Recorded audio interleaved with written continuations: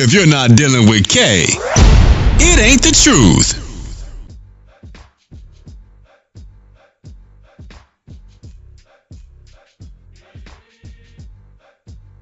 Thank you for tuning into the Truth Talk Show with your girl, Kaye TheTruth, where we unlock your access to news, entertainment, and more.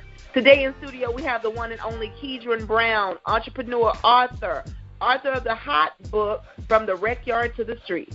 But before we get into our interview with Mr. Brewster, let's go into a little bit of news, shall we? Amtrak train derailed in Washington State, traveling 80 miles an hour in a 30 miles an hour zone. Reportedly, thus far, 3 people have been killed with 70 others injured and taken to a nearby hospital. We got to do something about these trains, people. We need to put some extra brakes on it or something, because this is the second incident that I've heard of in the last 2 years where a train going extremely fast has killed some people. I believe it's time for us to do something in reference to regulations of those vehicles.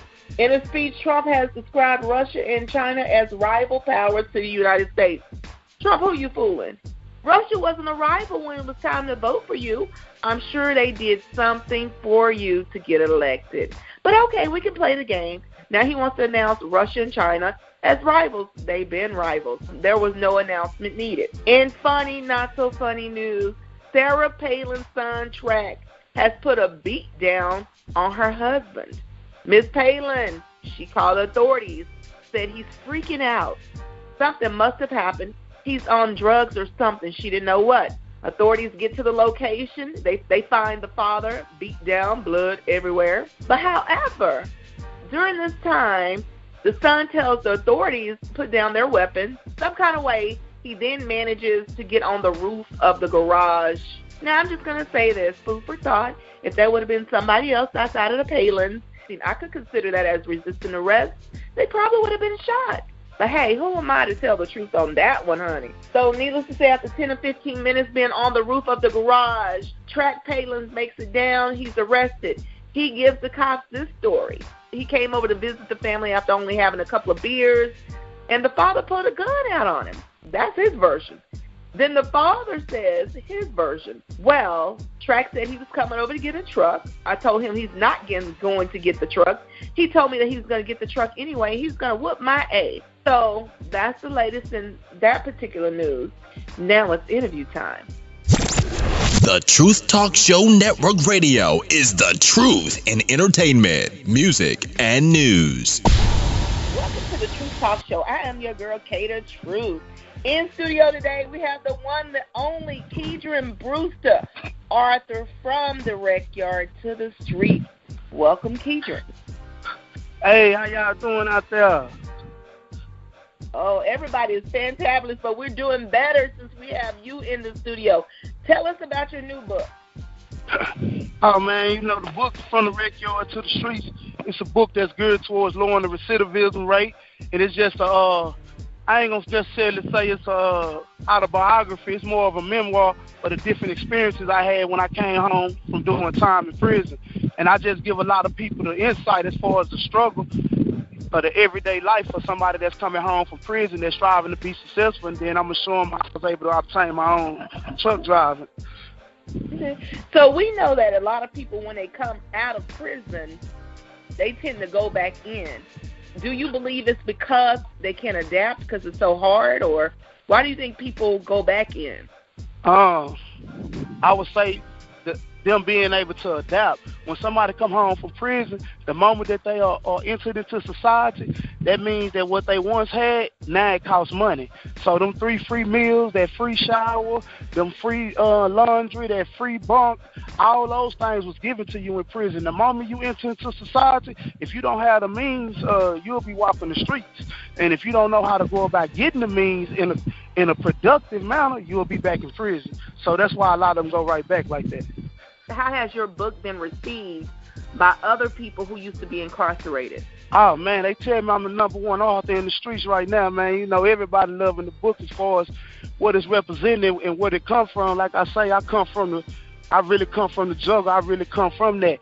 So I'm able to give you a different outview as far as what's really portrayed on the TVs and what you heard about.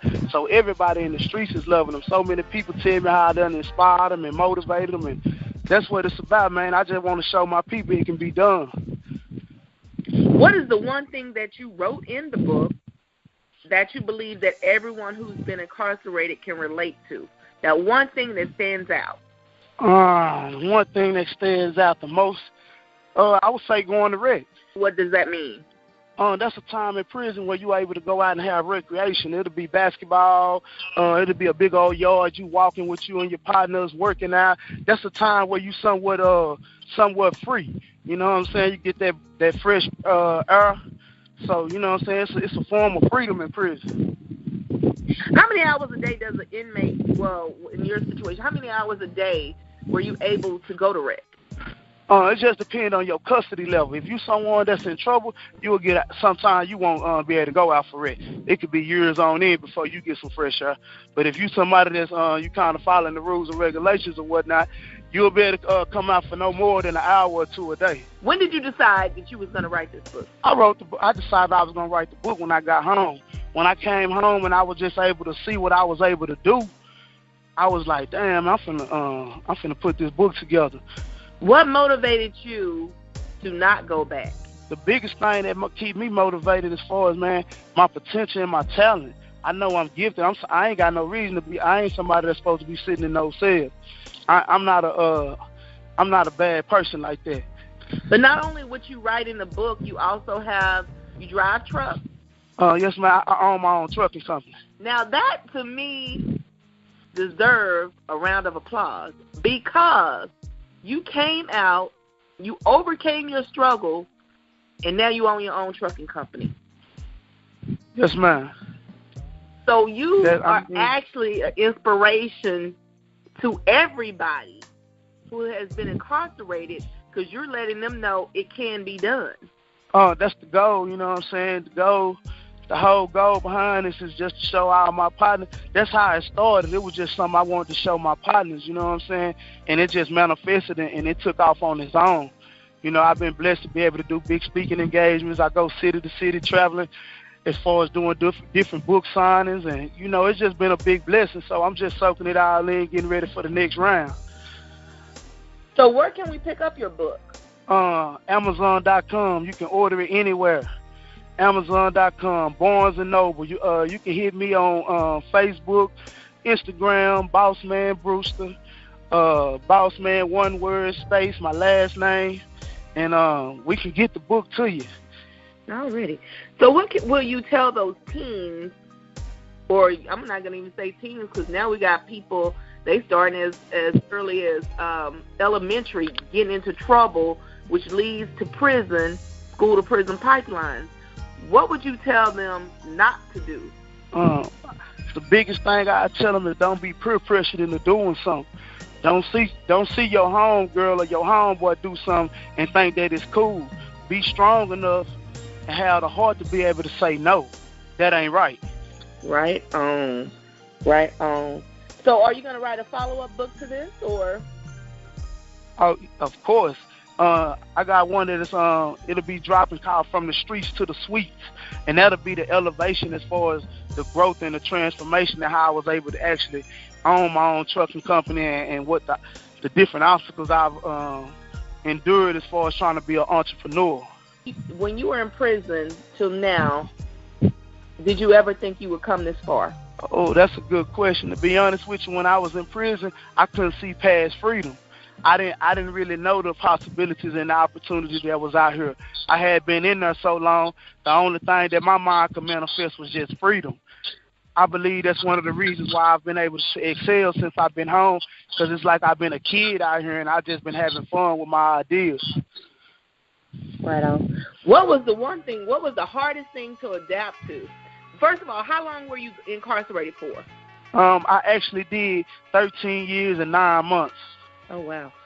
What changes in the world were the most hardest for you to adapt to since being away?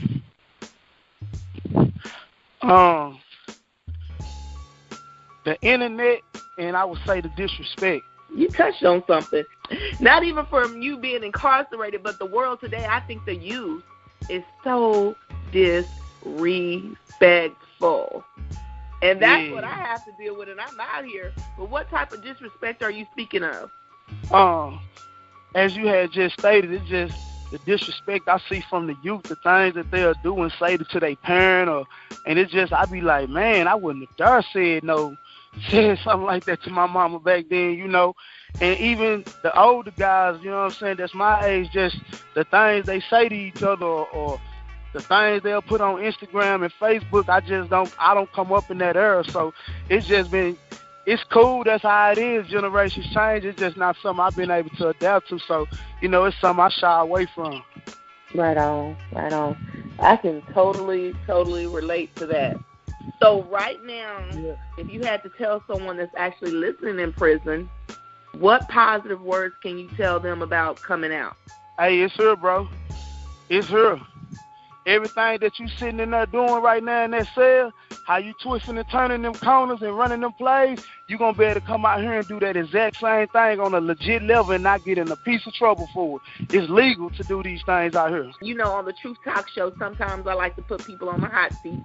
So now I'm going to switch it up a little bit. Let's talk a little bit of politics. It's time for the hot seat.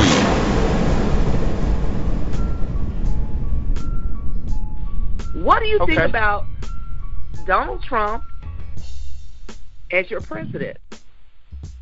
My personal opinion concerning Donald Trump is that that's just an example of when the people don't come together and you put the wrong person in position of power like that. That's what'll happen. Foul on the people. We the ones who put him in that spot.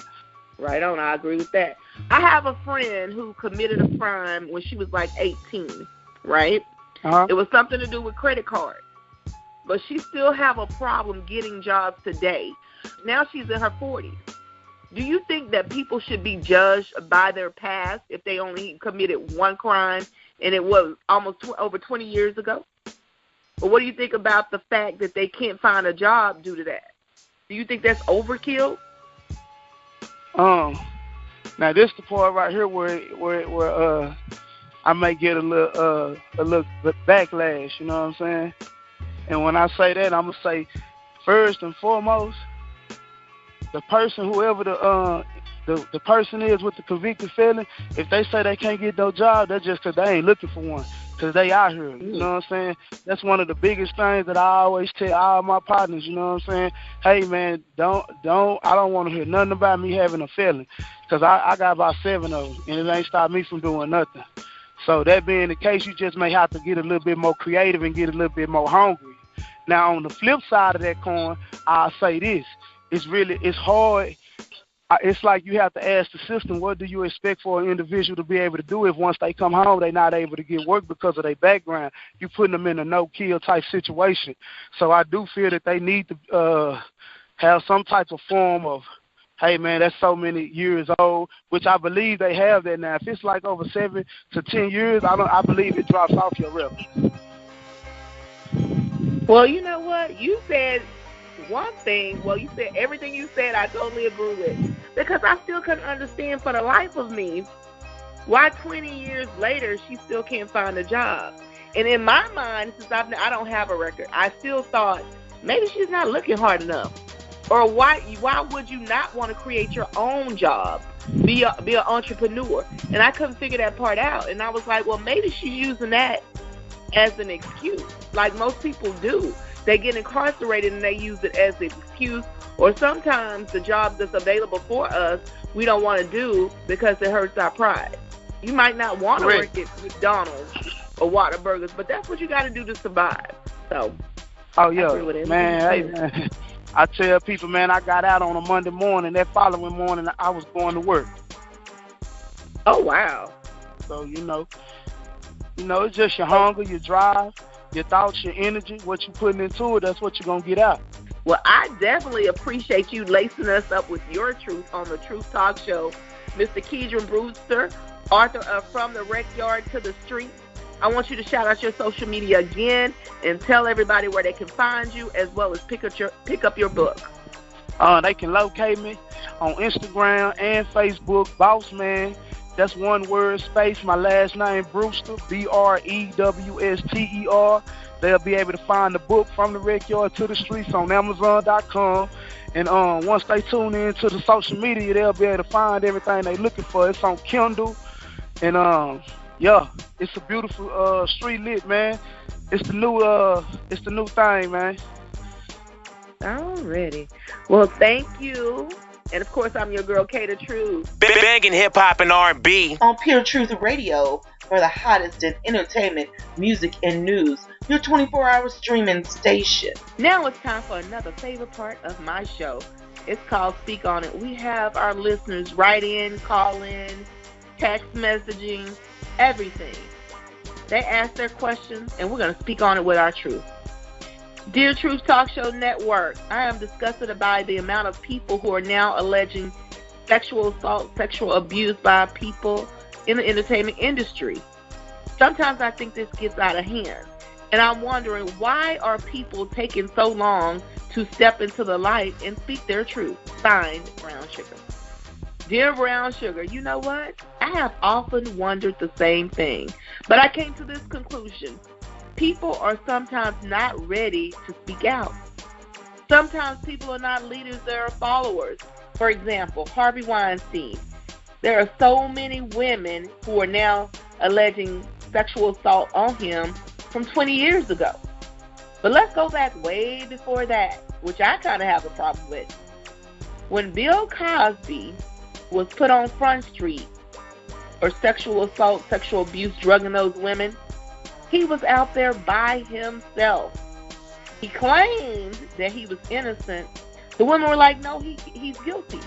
So I'm not understanding what happened between Bill Cosby getting accused and Harvey Weinstein getting accused.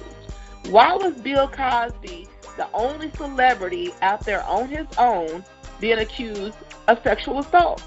Now you have U.S. Court of Appeal judge being accused. You have Tavis Smiley. You have Russell Simmons. You have Dustin Hoffman. You have Kevin Spacey. I mean, the list goes on and on, but the point I guess I'm trying to make with this, and I'm not pulling a race card, but when the black man was out there, he was alone. Now you got Harvey Weinstein. You have a mixture of people being accused, a mixture of white, black, and I don't know, probably some Hispanics somewhere. But I'm just saying that some of these women are alleging 20 years ago. How accurate is your memory 20 years ago? I can't remember what I was doing at 20, let alone way before then. So I don't know. It's turning into a big mess, and it's sad. It's sad because we do have men in power doing things that they're not supposed to do, trying to get women on these casting couches. But even though I touched on Bill Cosby, let's touch on Donald Trump. We heard with our own 2 ears and eyes, some saw, some heard. Donald Trump, in his words of grabbing the women by their private part, that lets you know his mindset. Where are the people speaking out about him? But I'm not going to get too much into that. A lot of times, sexual assault, sexual harassment is traumatic for people. And some people are not ready to face that. Some people don't want to deal with the backlash. So they have to wait for the circle of people coming out before they can step into it and kind of blend in. But I do have a problem with Heather McGowan, Angelina Jolie, Ashley Judd, just to name a few of the powerful women who could have spoke out about Harvey Weinstein sooner. Because we know Angelina Jolie's career is golden. She's going to always be in demand. So she could have spoke out sooner. But that's my answer to your Speak On It. If anyone else want to contact us on Speak On It, hit me up. Information at thetruthtalkshow.com. Inbox me. Follow me on social media at Kaye TheTruth. If you're not dealing with Kaye, it ain't the truth.